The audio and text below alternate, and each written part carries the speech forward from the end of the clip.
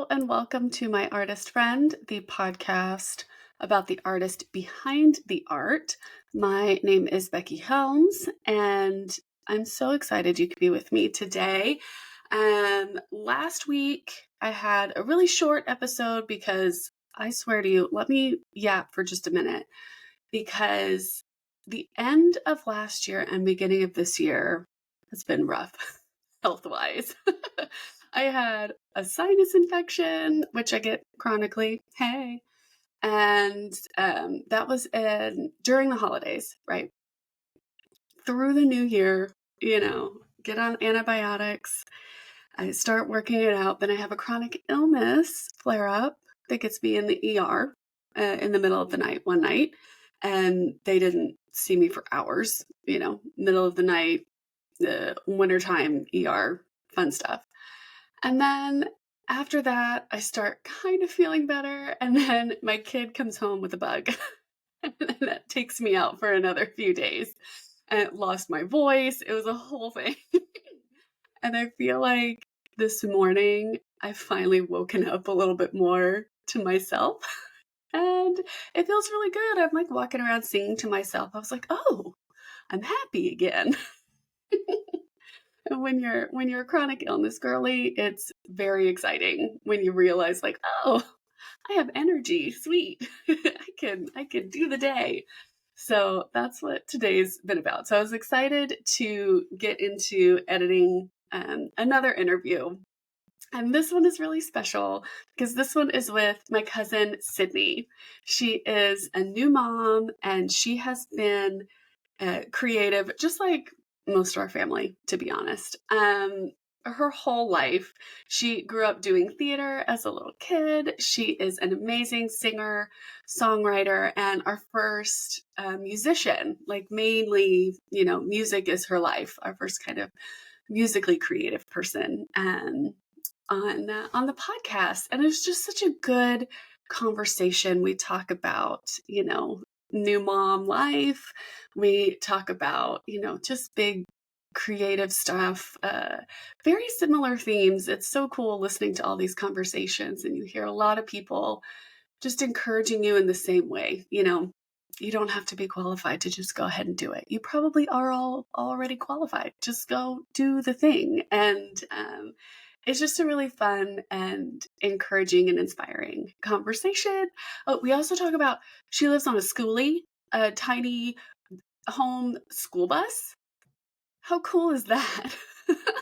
And like, she and her husband are just super creative, and she has the most precious baby girl. And it's just a really fun conversation. So I hope you enjoy it. Here is my artist friend and cousin, Sydney Burris. Hi, Sydney! Hi! It's good to see you. It's so good to see you. It's always good to see you. Always, always. So in the intro, I am going to mention that we are related. Yay.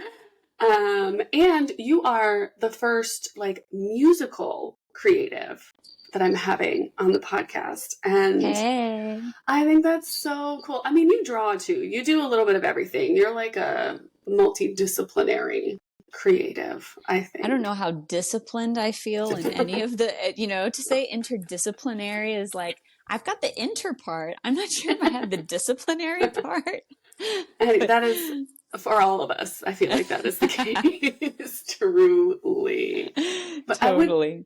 I would love to talk about kind of your journey in the creative space, especially with music, because I know you've been doing it since you were teeny bitty. I would love to know about it. Yeah. I think that music was probably the creative realm that hit for me. It happened to hit for me first. And I think some of that was because my mom, your aunt, who we both know and love, has such a love for music herself. And when you're a little kid, music often plays such a big role in just how you're getting to know and perceive the world, especially if you're around a parent who also loves music. So I feel like I just was such an auditory learner, even more than visual, that I found at a very young age, I was picking up melodies, and having a piano in our house, there would be like the Sound of Music would be on the TV, and I was listening to the song and trying to figure out how to match notes on the piano. And that just Love that. having those kind of tools around me, like instruments and music, were the first creative play things I think that I really attached to.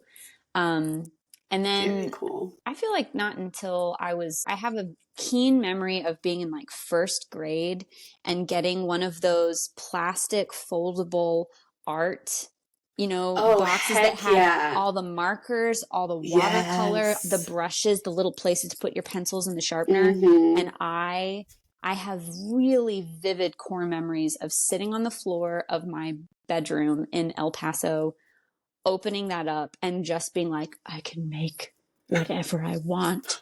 I The can world make was your whatever I oyster want. with It that thing. was it, yeah. And those art kits, like, drying out the markers hardcore because I had just doodled my brains out. Yes. So it's interesting because I think music has been my first creative language, and the Yeah. one that I think I tend to expect more out of myself in that realm, Mm, but that means that whenever I go to the art medium side of just drawing and doodling, that is kind of I don't have hardcore expectations for myself in that space. And so I yeah. always end up tending, I have a bit more of like a stranger pure love for the stuff that I make when I'm drawing, because it's the thing that I don't feel like anybody else necessarily expects me to do. I don't even expect me to do it. So when I sit down Yeah. to it, I'm like, oh, I love it so much. There is something so freeing in an art practice where there are no expectations. Because, like, Mm-hmm. when I made art my work, and so much of it was just, if I was drawing, it was for a purpose, it was for Right. work. So, like, even just sketching on my own with no purpose was like few and far between. I think that's why I like Mm-hmm. crafting so much. Like, I'll Yes. sew things and like make little kitschy stuff, and that's where I can just kind of like, I'm not selling it. I'm not like trying to make a whole business out of it. It just exists, and that's okay. Yep. So I so get that. Yeah, I think it's important. And I think I love that you touched on just having access to, like, having access to your piano, having access to that amazing art kit that I feel like every person in the 90s should have owned at one point. Like, Yeah, exactly. It's like if at you didn't least, have that, you needed to have the what was the even technical name for it? The little tiny plastic beads that you put on the little prong thing and then you oh, iron the melted them perler all together. beads. Yes. Perler beads. Oh, perler bead like coasters and everything like Yes. that was just, Oh my oh, gosh. Grandmother had them all over her house because we all went through the phases of the perler beads, I I feel feel like we like. need a renaissance of that and the Klutz craft books. Oh, those were amazing. Klutz books were like Yes. there's the face painting book, the friendship The bracelet friendship book, bracelet the one. hair wrap book. Yeah. Like there was a Klutz craft book for everything that you wanted to try. Yes. Oh, Yes. Those were fantastic. Yeah, we actually have some perler beads in the house right now because, I got a 9-year-old who loves mm-hmm. Nintendo, so it's all just making little sprites from That's Mario perfect. and Zelda, and it's a good time. Yeah. Access to crafty things, access to music, access to instruments, I think is so important because we always had a piano in the house, but just the way I learned, I took piano lessons for a minute, but my brain processing, like, I know the staff, I Mm-hmm. know the notes, I know the notes on the keyboard in front of me, but the going from the page to my fingers was like, no. Like, if I could memorize something outside of it, I could do that, but Yeah. it's weird just how your brain processes things in different ways. I grew up around a lot of sheet music. And I'm hmm really glad that I did. It's been so helpful still having that visual acuity for music Yeah. to kind of help be another piece of the language that you speak. But it's funny, I didn't take wild amounts of piano lessons when I was younger. I have enough of the ability to sit down with a piece of sheet music. I am painstakingly slow in planking it out. And even though I'm super slow at it, I still enjoy it. Yeah. But when I started, I started officially voice teaching, because singing is kind of for anybody who's listening, singing is Yeah. probably my first instrument, to call it an actual For instrument. sure. Yeah. Piano has been a very helpful accessory instrument to singing. Yeah. And when I was post undergrad, I was taking some time. I went to Sydney, Australia, and I was doing some more schooling over there. And I had a lot of people. They were like, "You have a music degree, not a music education degree, but a music degree, and you love to sing. Why aren't you teaching?" And I was like, Yeah. I thought I had to Ooh. have a certification or an education degree in order to Yeah. teach. Coming from the States, like, I don't think nobody would have picked me out to be a teacher. And they were in Australia, they were like, "You have everything that you need to teach here. Go to." Amazing. So I started exploring more. I was like, okay, if I'm going to teach lessons, I'm going to have to work with whatever little bit of knowledge I have around this piano playing, and trust that what I have with it is going to be enough to start seeing me through and actually be an assist in this space. So I started leaning and trusting more into what I had auditory knowledge wise, of just learning basic chords and being able to just, rather than reading full sheet music, being like, I don't have to be a perfect sheet music sight reader for me to be able to help other singers get the basic building blocks of what they need. Yeah. And I think creatively, that was a really good lesson for me in releasing some of that perfectionism of being like, if you don't feel like you have the absolute skill in this one area to create the way that you want to create, how can you still give yourself permission to pursue that path if that's not, if like whatever it is that you're expecting of yourself to have perfected before you're allowed to create something, of being like, no. How do you give yourself permission to start with what you already have and see what blooms out of that? And it actually, in the lessons I taught, I found that it actually really encouraged and freed up my voice students to feel like they had more permission to play and be vulnerable in lessons, because I was not the world's most fantastic pianist. Like, it was, I'd and still to this day in lessons when I teach, like, I flub a chord or I flub a note in the middle of a warm up and I'm like, oh, look at that. And then my students laugh and they're like, oh, I can make mistakes. How nice. Yeah. It's it's like back to that no expectation creating. It's the, like, you can just let it go. And most of the time I find that a lot of times it's with women, we want to be overqualified for the thing. There's another course I can take. I need to go back to school. Oh, I haven't done this enough, and that's probably something with just anxious people in general too. There's a Venn diagram there. A lovely Venn diagram. Right. But I feel like we do have, most of the time, we do have what we need to move forward, and it's just the doing of it. Like, just start. Yeah. Like, you just have to start.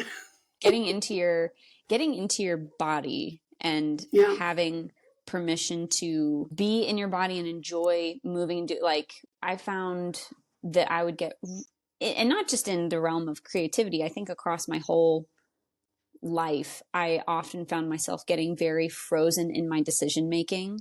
And it's taken me a long time to figure out that if I'm feeling stuck about anything, it's like, I need to go for a walk. I need to dance in the living room. I need to do something that allows me to feel like I can physically just enjoy being in my body and acting and moving. And that really helps me and even if I am in the middle of a creative project and I feel like I'm stuck on, whether it's songwriting, whether it's I'm sewing a shirt, whether I'm doodling a doodle, it's like, if I give myself permission to get up and physically, it could be the most simple, practical, anything. It does not matter. It's like, just give yourself to start getting out of your mind, being fully in your body. And when you've got that permission to move, all of a sudden your brain has permission to move. And that's I been very helpful. I love that. And that's something, it's like I know it in my head, but the practice of it is difficult. Oh, yeah. It's like, I'd say it's a and you have to complete split. remember. It's a complete split 50-50. The days where I feel like, oh, I'm doing that really well right now. And then other days where I'm like, how long have I sat and like spun off into an Yeah. imagining of worst case scenarios and everything because I'm like, well, if I can't make this decision, then this Yeah. could happen. And then Yeah. this will inevitably happen. Mhm. And then I've sat and made myself cry and I'm actually like enjoying the taste of my own tears. And I'm like, I'm so good at imagining the worst possible thing that could happen. I'm so good at this. I'm And like, that's what on is this Enneagram serving? 4. Here I am. No, I'm an Enneagram 3. I'm right next door. I can access that very Oh quickly. my.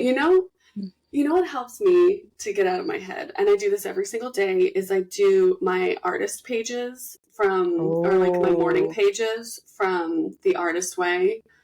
And I can write, sometimes I don't know what to write, and I just kind of go. And a lot of times it's just me like psyching myself up. Like I'll write down that worst case scenario and then just physically write, that is absolutely ridiculous and will never happen. Like, what are you talking about?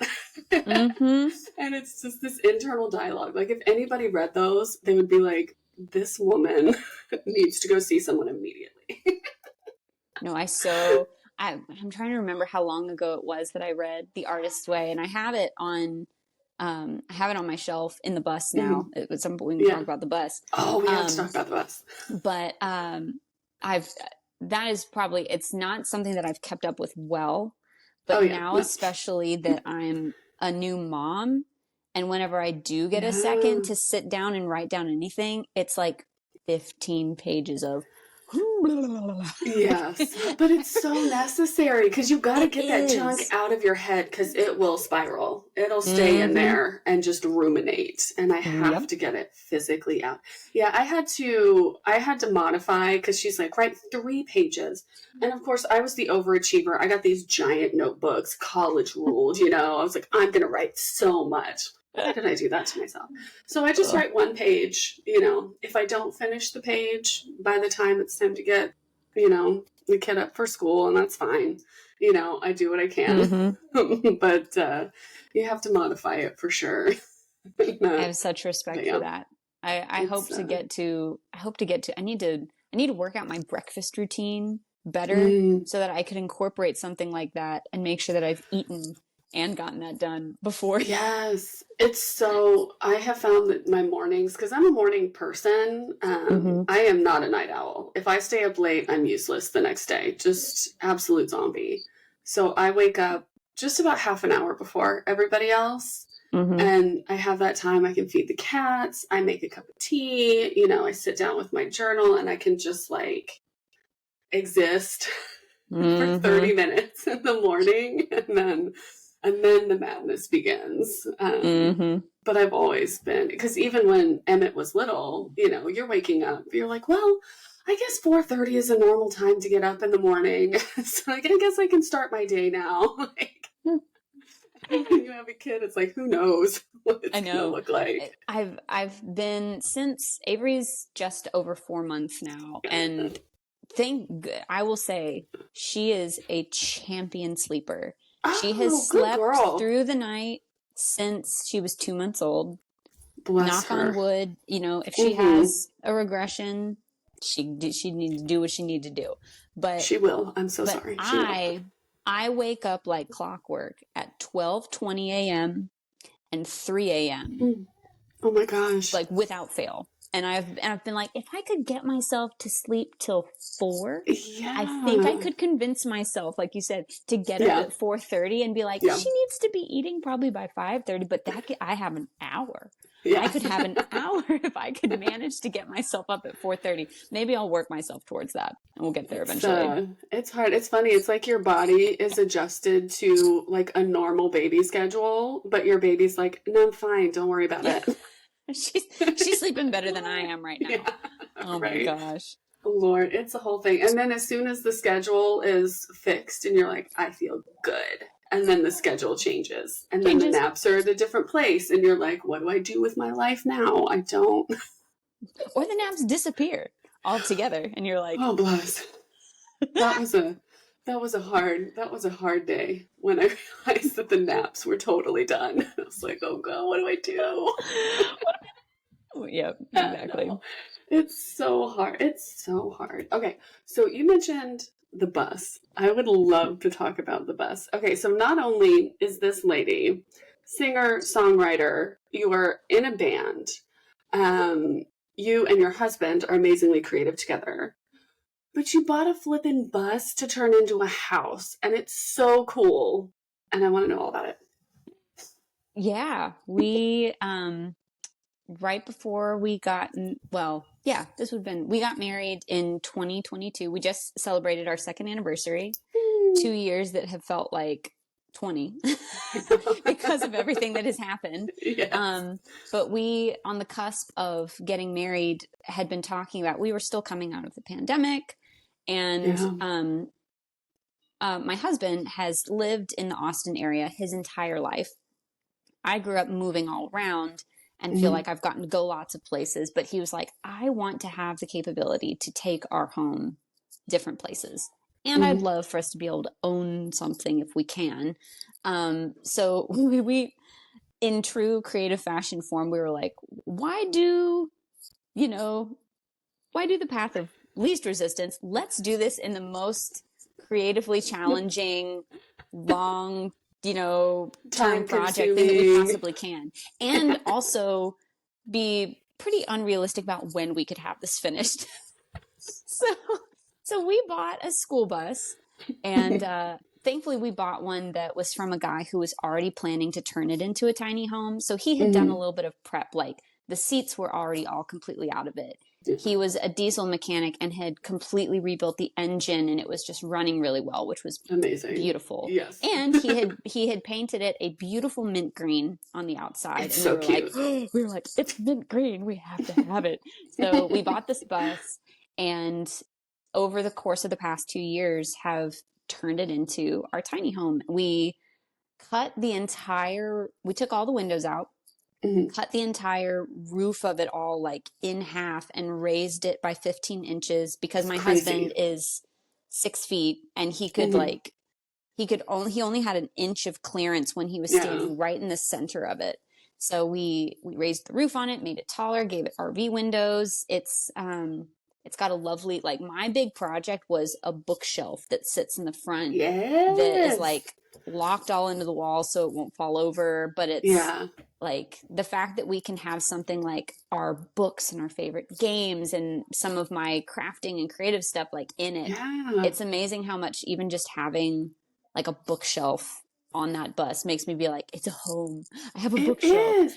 Yes. I felt the same way when we got the shelves up downstairs. I was like, okay, this feels cozy now. But it's been great. We officially moved onto it just a little over a month ago. Oh my gosh, and we haven't parked. Yeah, like we only actually fully started living on it full time about a month ago. And it sits at a beautiful campground in Johnson City where we also work part-time.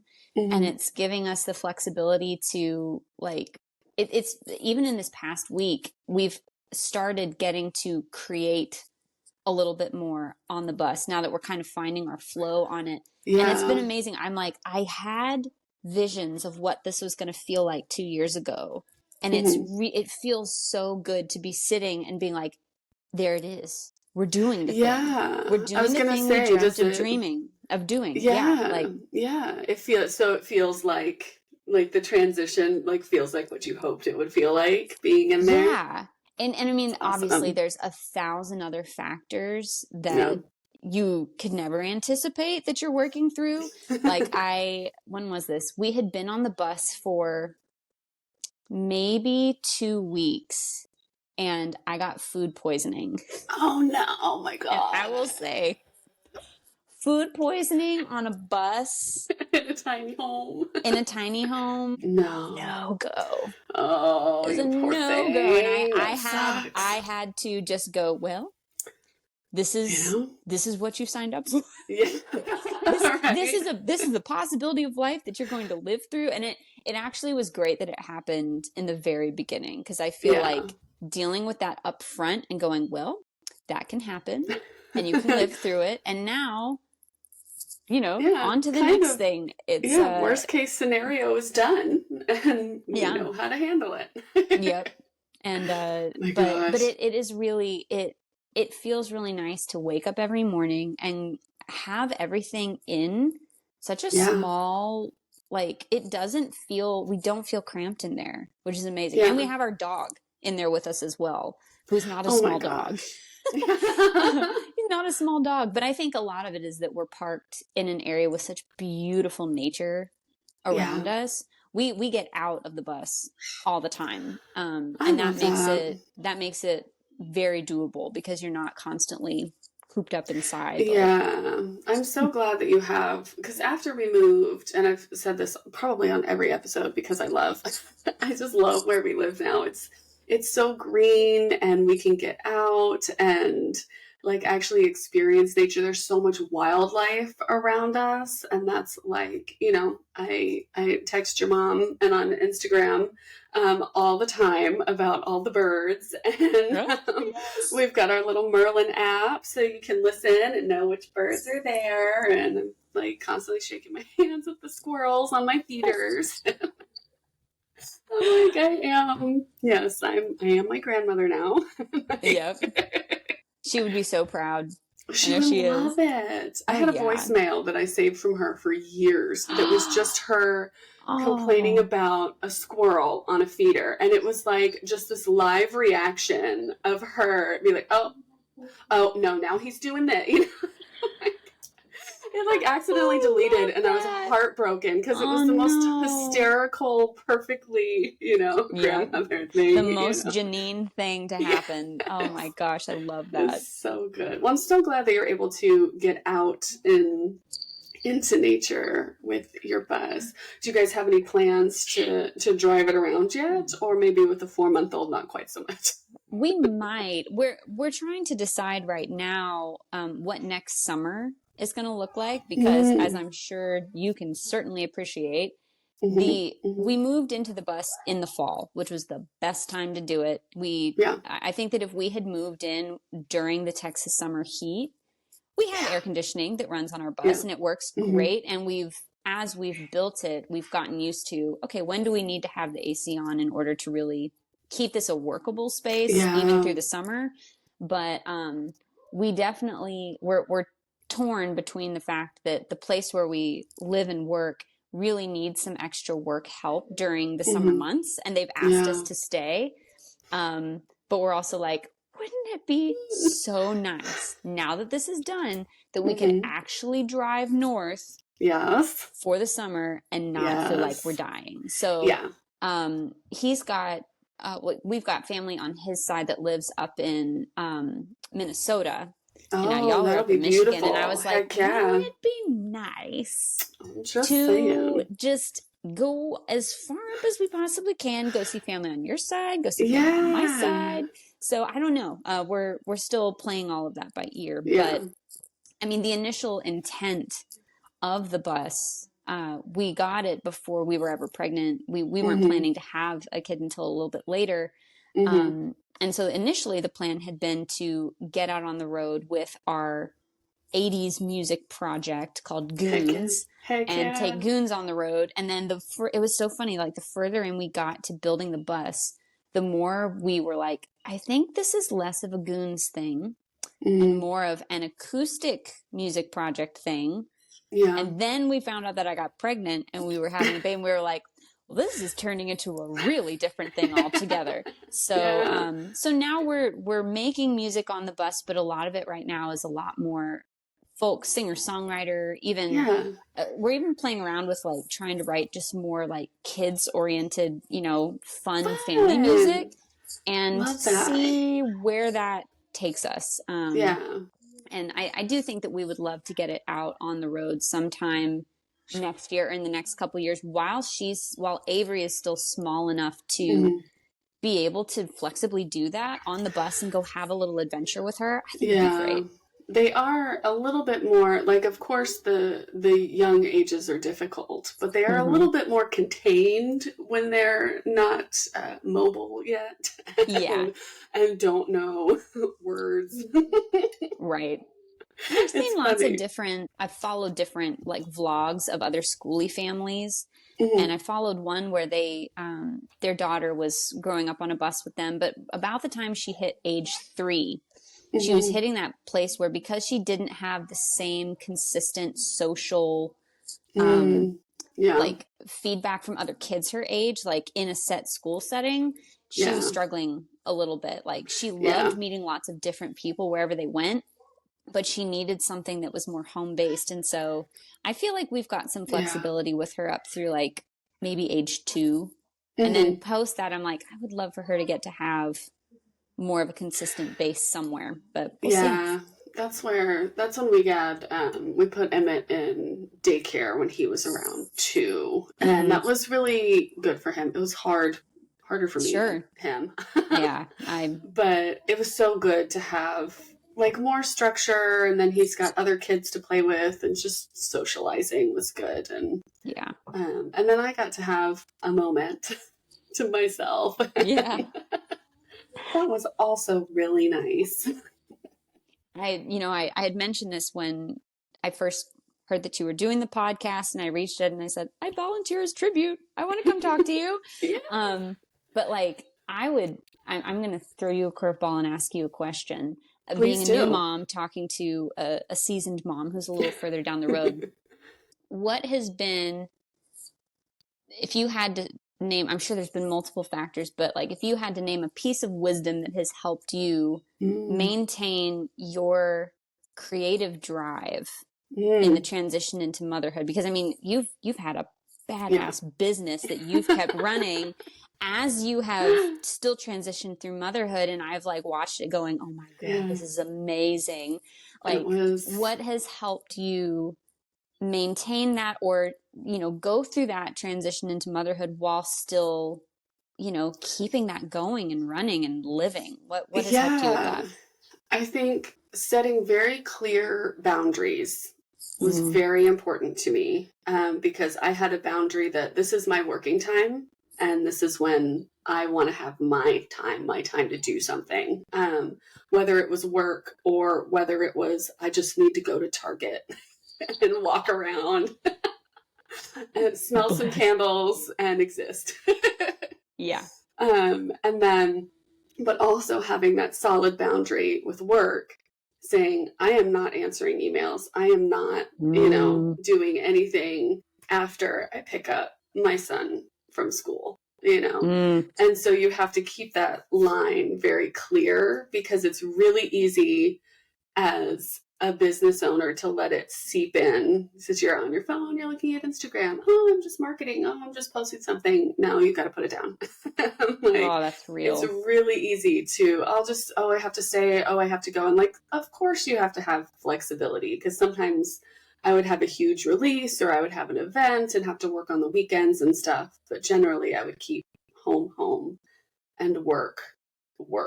And that Mm, was kind of the biggest thing for me, because it's difficult, especially in the beginning, because you'll have all these expectations of like, oh, I have to get this stuff shipped this quickly, and I have to get this release out, and oh, I should have set that email to go out, it didn't work, I'll just grab my laptop really quick. And it's like, it seeps in real quick.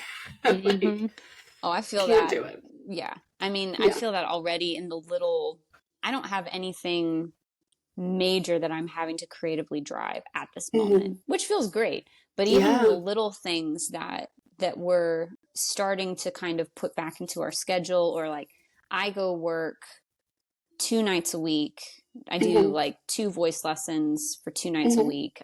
Nice. But like I have to like physically leave in Yes. order to keep any of Yes. that boundary real for me, Hmm. because it's interesting, like on a bus where I don't have separate individual rooms Hmm. and I don't have one set space that's like, this is my sit Yeah. down creative workspace. Like everything transitions all through itself all through the day. And I'm like, the boundaries on something like living in a tiny home bus are Yeah. so blurred.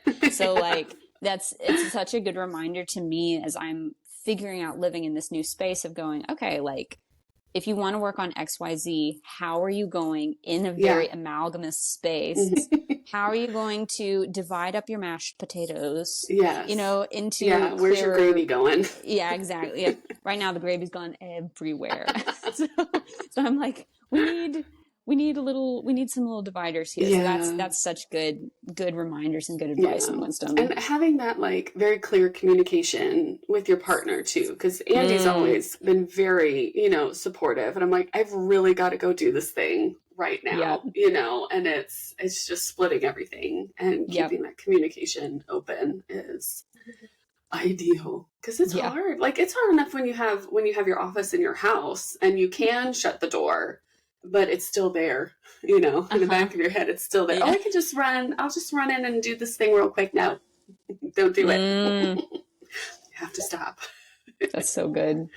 But yeah. And then on top of all that though is keeping the creativity, which feels like a completely different thing than like running your business and being a parent. But yeah, I would do so much crafting and silly things with Emmett that it was, I tried to have that kind of free form, yeah. artsy stuff with him all the time. We were always drawing and doing Lord knows what. You see someone on Instagram, you go, yeah, I'll go buy some shaving cream and food coloring. Let's go do, what is this? I don't know. I can't wait until she's of an, I keep waiting for the like motor control. I'm like, I want you to be able to hold a marker and just go wherever you want to go. It'll come and it'll be awesome. It's so fun to see their creativity. And then you'll end up with boxes and boxes of just scribbles and you're like, well, I can't throw it away. I think my one really consistent creative outlet that I've had has been on the days where I'm going to have to go teach and go to work. I'm pumping because I exclusively breastfeed her. I'm pumping to make sure that there's enough. And so anytime that I've sat down to pump, it is usually the bane of my existence because it's 15 minutes of my brain like all of a sudden sitting down and feeling like it runs rampant for that 15 minutes. And for whatever reason, it has irritated me to no end. So I was like, I have to do something else that allows my brain to turn off, but isn't scrolling. Like, I don't want to scroll on my phone. I don't want to do that enough while I'm feeding her, which I don't want to do. But I just grabbed my sketchbook and I've started doing like these, like kind of, I wouldn't really call them mandalas there, but something where I'm starting small and slowly just building out of it. Yeah. And they are the weirdest, most wonderful things that I'm like, that at the end of 15 minutes, I look at it and go, that's bizarre. And I love that. Like it's, awesome. And the 15 minutes flies. Yeah. It's just one way that I can just I'm like, don't question what it is. Just I love that. Grow and build and do that. Man, for people that have never experienced it, like I hated pumping. It was like, I don't know. It wasn't an easy thing for me either. I know a lot of people are different but you have to you just sit there and like, there's not much that you can do. Things are much better now. Oh my gosh. The technology, just like from 9 years ago is wildly different. But I love that you found something to do that's like, it just keeps your brain engaged. And I have to shout out, I should know the name of the company.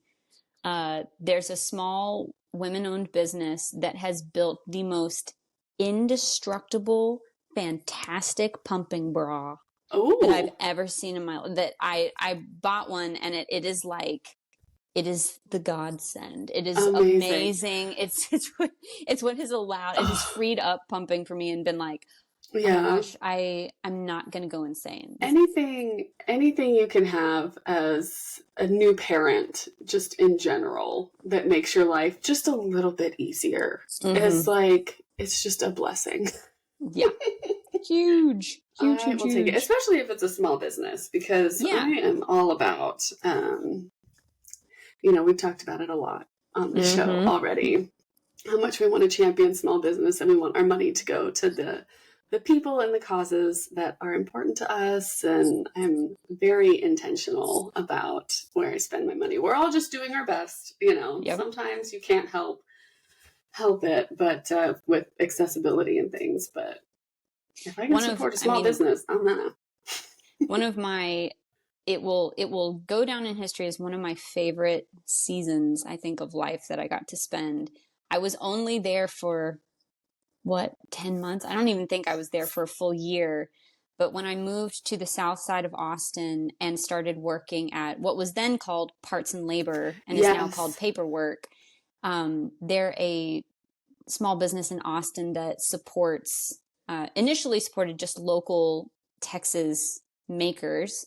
And now they've branched out beyond that a little bit. But like being in a space that just so shouted and like lived for supporting creative people in that space, I was like, I can't get enough of being here. That was one of my favorite places I ever worked. Yes. Well, you actually helped me to get in there. Yeah. Which had been like a dream of mine with my shop. I was like, how do I get into Parts and Labor and Paperwork at the time? And I ended up selling my stuff there for years. And it was just the best. Lizelle has created this amazing shop. They've been there for over 15 years. Yeah. And they've survived through some tough stuff too. Like the fact that they're still standing on South Congress after so many different things that have gone down. Like it's a testament to the community and the support that exists around all of that, because it has lived on. Yes. And it's not easy. I know they've gone through some really hard times, especially when the pandemic hit. It was everyone was just like, what do we do? How do we drop off our stuff? Who's going in there? And then they had to deal with masking and the public, and oh my gosh. Yeah. But they do such great work, and the community that they've built there is incredible. And I made a whole reel of like the last time I dropped off stuff there, because I was like, Yep. They're an Austin institution, and I love them so much. I love bragging you to people in the shop. I'd be like, and these are made by my cousin. They're like, you know her? I was like, I'm related to her. I love it. I love it, love it, love it. You're so like, I know things that you'll never know. So good. Oh my gosh. So what is next for you? Are you still you're doing your voice lessons and just kind of finding a rhythm? Yeah, I'm doing voice lessons. Cole and I, my husband Cole, we have a Patreon, and that's where we've slowly, in having so many different creative pursuits between both of us, we've gone through the journey of going, how do we want to be on Instagram? How do we want to be on Facebook? How do we want to be on whatever? And we've come to a point where right now, especially being new parents and just trying to simplify our life as much as possible. Yes. Most of our creative exploits are pretty much coming to live on Patreon. Nice. And like creatively, we're trying to stay in a rhythm where we're still challenging ourselves to like write new songs and put out new content. And it is very, it's interesting for me being in the flow of like so much of my headspace is full of Avery right now, and thinking about her days. And I haven't felt like as much of the drive to create. I'm like, I created this. Yes. This big. And she's kind of she's my creative project right now. But but what is interesting is like, I have so much time throughout my day where I'm observing and taking in things about her and about how we're moving through the world. And I'm constantly thinking like, there's songs about this that I can feel brewing, but I've been so out of the discipline of actually just sitting down and just writing musically that I sometimes, going back to the very start of our conversation, all those wonderful, lovely things I said about, oh, you should just start with what you have. I'm going to eat my words and take that back, because I think what's next for me creatively is going back to some songwriting and, Mm.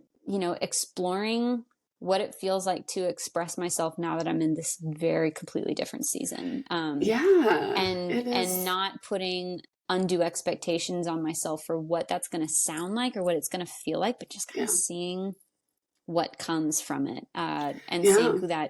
who that reaches and who it touches. So I think Hmm. that's kind of creatively what's next for me. I love And we'll go that. from there. Yeah, yeah. I think Emmett was about 6 months old when I was like, I think I'm gonna open the shop back up again because I felt like I had a little bit more of a rhythm and I would work during naps, so he had a pretty solid schedule for a while. I was like, okay, I know I can count on an hour here, an hour here. Maybe I can, get this started again. And that's when I started making pins, and then it all just went crazy. Did not expect As any of somebody that. who I think are you a fan of Muppet Christmas Carol? I love The Okay. Muppet Christmas Carol. I My thought God, that you what did. So monster doesn't love The Muppet Christmas Carol? It's the I guess best version.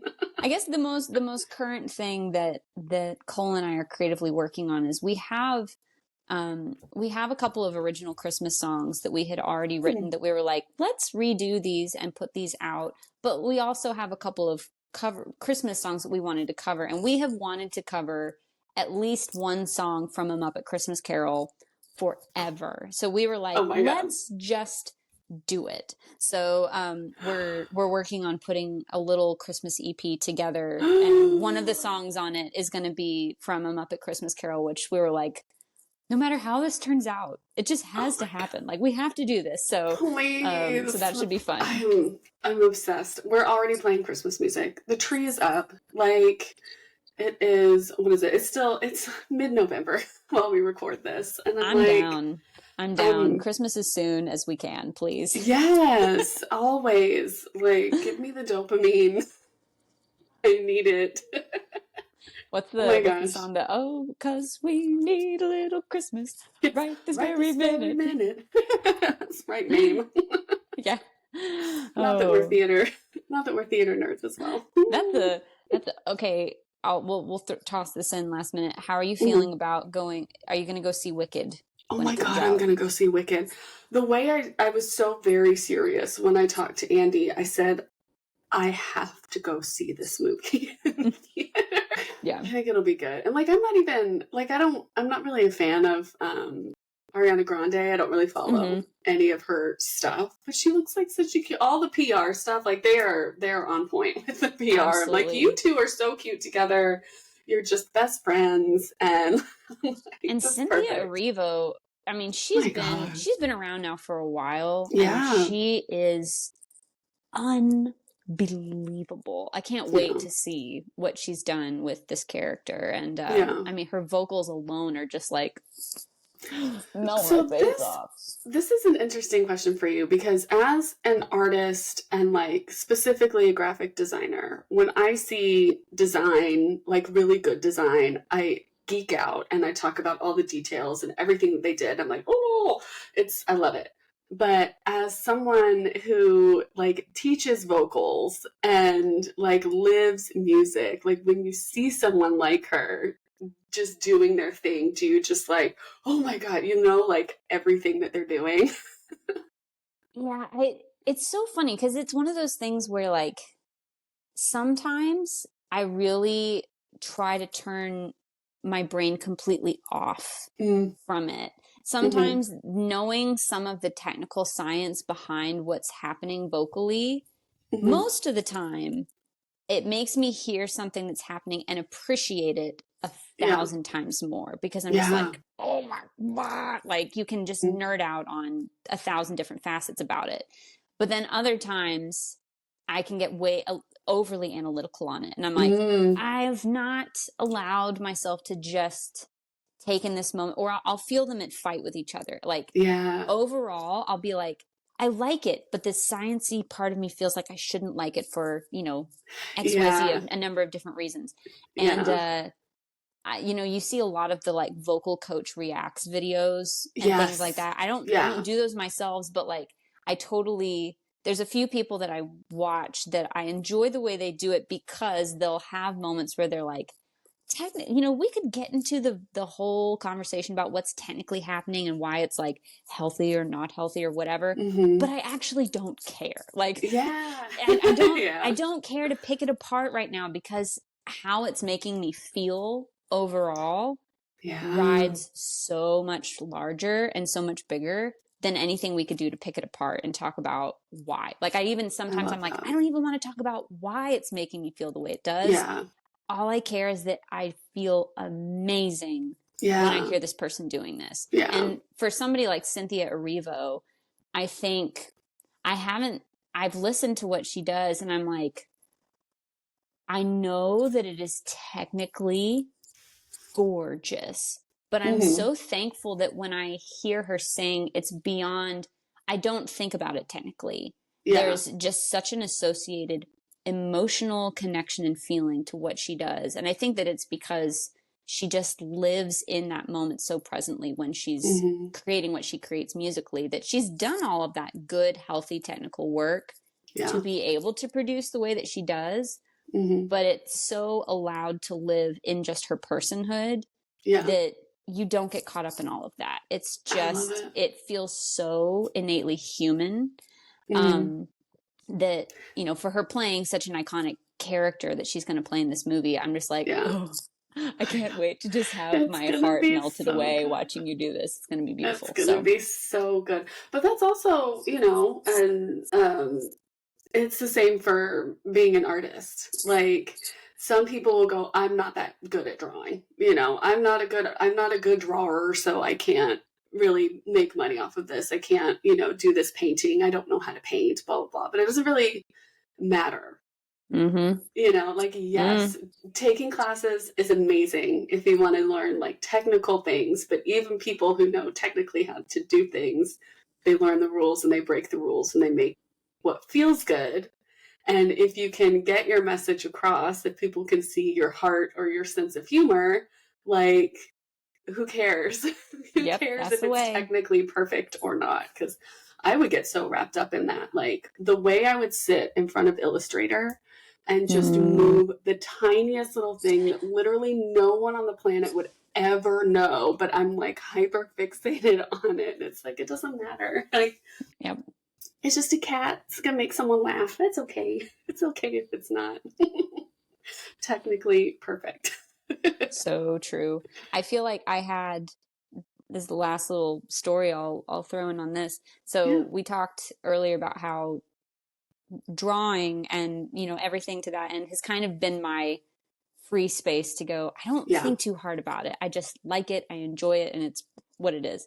And I had gotten your advice last year when I was making these little dino doodles that started out as sketches, added watercolor, and then I was doing greeting card versions of them and threw them up on Etsy and was like, let's just do it and see how it feels.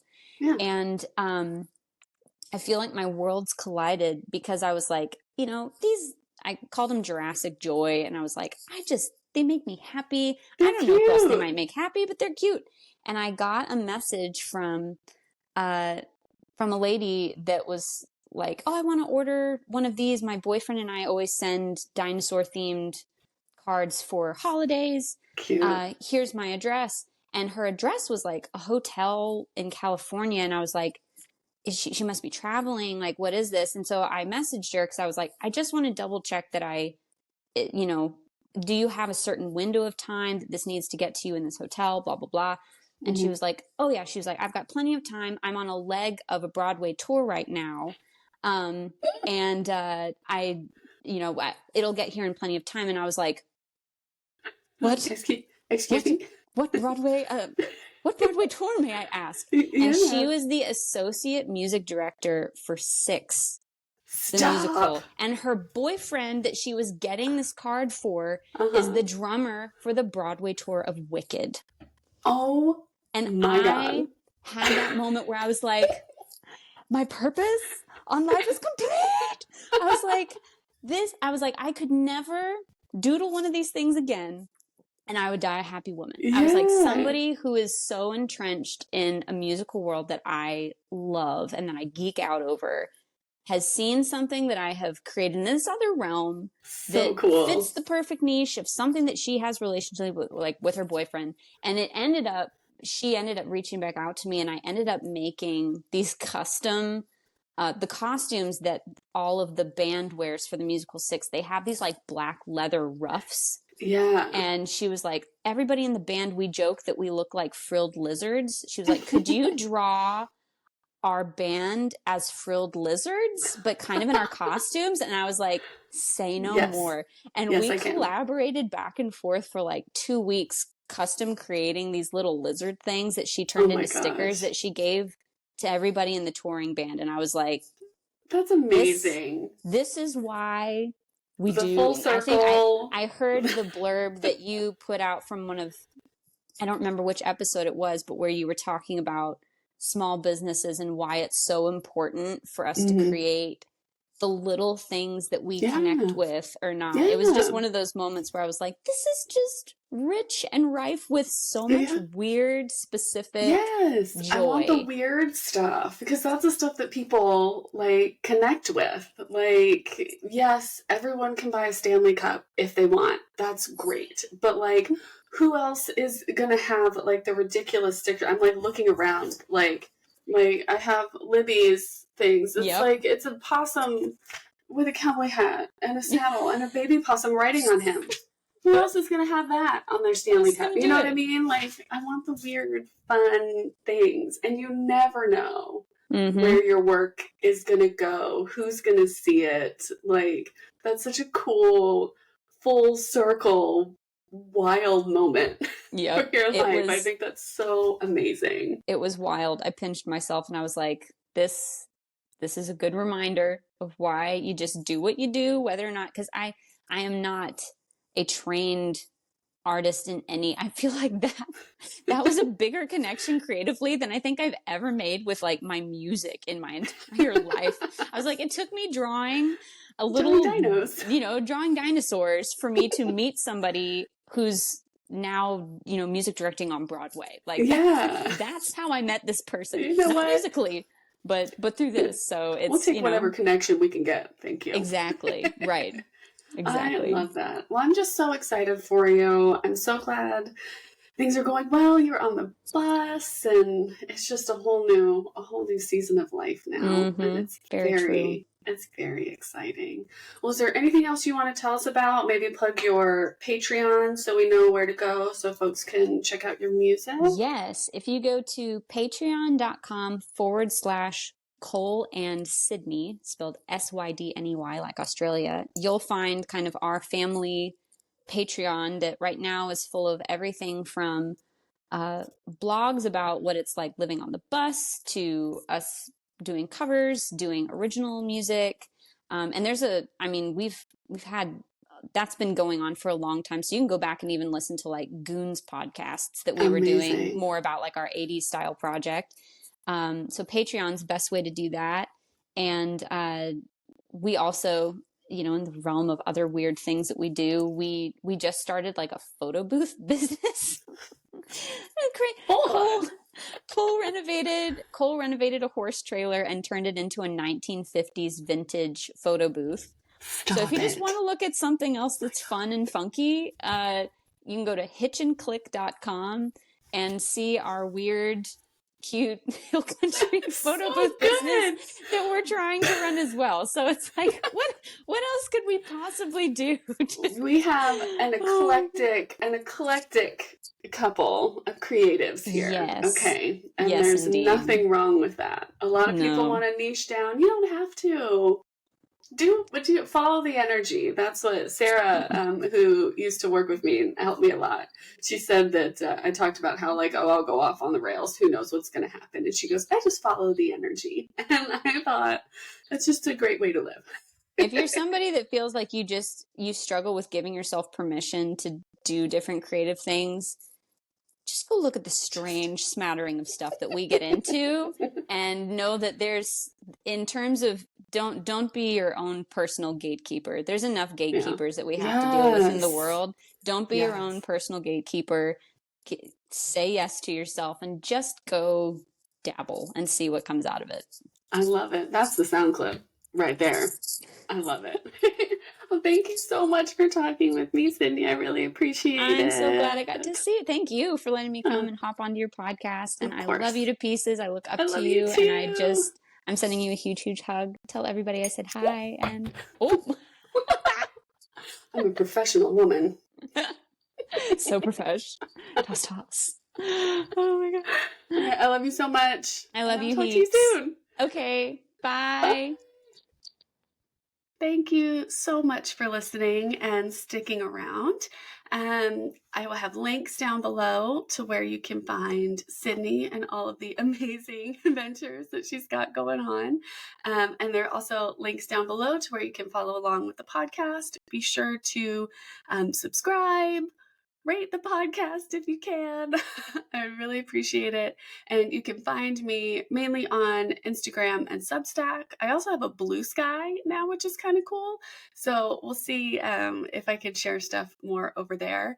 And yeah, thank you for listening. And I will talk to you next week.